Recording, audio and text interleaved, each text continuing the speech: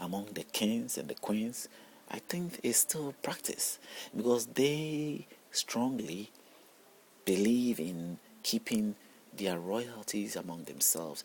So they also follow the same tune. In some traditions, it is done, especially from my tradition of what I know of. I have a slight background of a tradition from Ghana, which in Ghana, the Ashanti kingdom has got, you know, has got a history of this kingship thing, which somehow ruled and conquered a lot. And in their time, most kings keeping that trend of what you call tribe or culture that we're in. It is like the king is meant to marry maybe not necessarily the king, but a man or anybody is allowed to sort of get married to a cousin of his. And a king is somehow succeeded by the let's say the son of his sister. So in some format, the whole tribe is breeding itself. The culture is being kept. The bloodline is being kept, and it solidly becomes a tribe in that sense. And it does make sense, But to my view, if I look at the whole entire thing, are we all not together? Are we all not from the same place? Are we not all at one tribe? I mean, obviously, we've all ended up with different languages, so we have no reason to think that we are one tribe. We all have a different language or different way of speaking. So how can we? I mean, realistically, in the animal world, if we put ourselves outside of the animal world, there are so many animals and so many ways of them, how they quickle or they sort of communicate, or they sort of express themselves. The birds all express themselves differently, different type of birds, and their way of crying. The animals have different way of, everybody have different looks or different nature or different structure that they are. So are we also having our differences in different languages. But since I have the background of the Bible, and that is what we're talking about in the Islamic section, you begin to sort of think along the line that this is the book that tells you about some old story of things that believe that was there, and you have nothing else that you can hold on to. So this is what you have to believe, that was the situation, especially the story of Babel, which tells you how human being ended up speaking different languages, but before it was just one language. It is all written in the Bible. Now, to find out the truth is being able to establish the book to be truthful and to be an honest book, or truly coming from God, because God, or whoever we suspect to be God out there, has the truth, and nobody else has the truth except him. And so on that basis, this very video is supposed to help draw your attention to the great deception and falsehood that we may be giving ourselves into, that as a result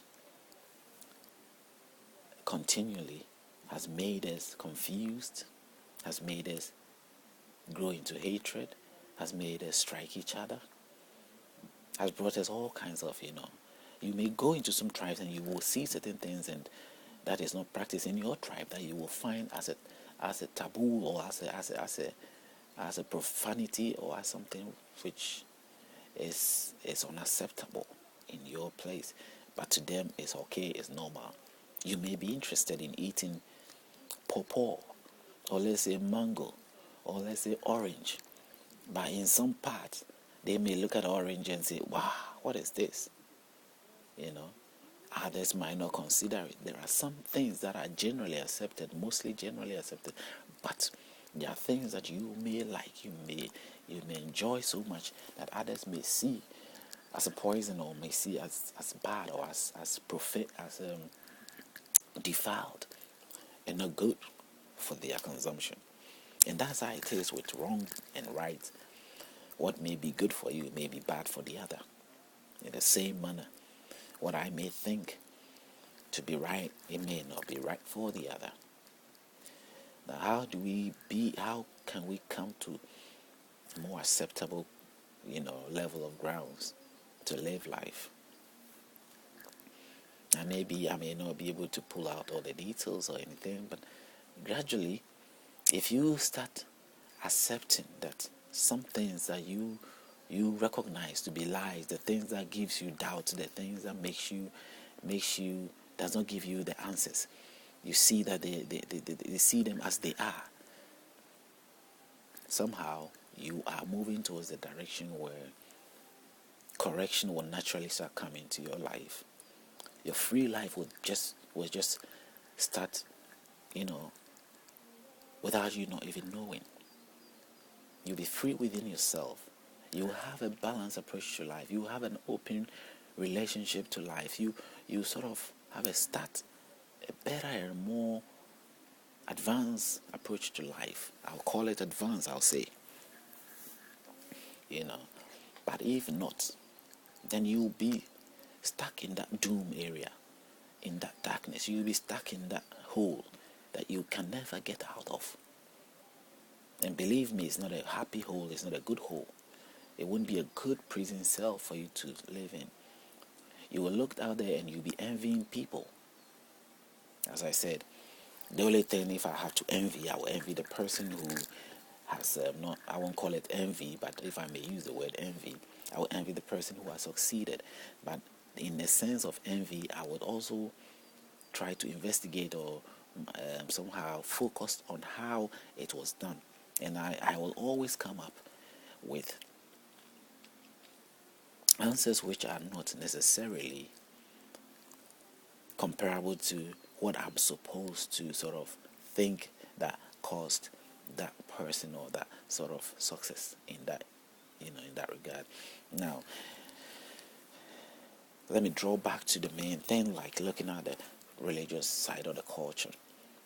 The claim of whatever culture that you've been told as growing that will be good for you, and that is what will make your life a better life, and hold on to it and lead a good life and have a good morals and teach your children and all that to go on, and it keeps on, and that. Like having the culture of the book, the Bible or the Quran. The teachings is going to make you feel that the way you feel, think the way you think, do whatever you do. It's all about what the books, the ways were for others. You think that is so you also follow through. Now, when you are able to realize, that it is not,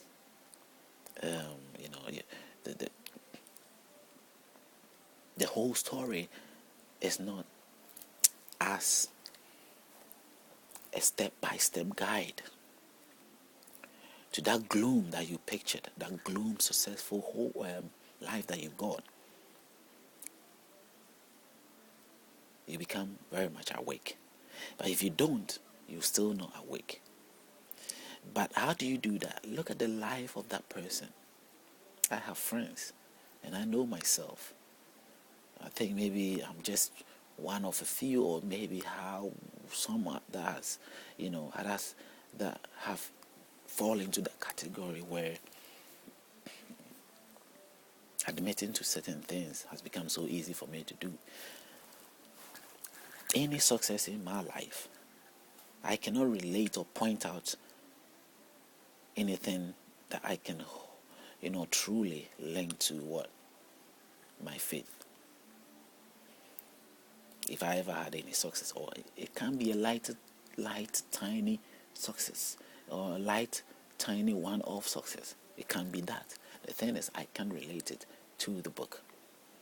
How can't I relate it? Doesn't the book talk about success? It does talk about success. It does show you some successful people, and those successful people that the book will reveal to you sort of are more comparable to yours and your situation as well. And what they have got also is doubtable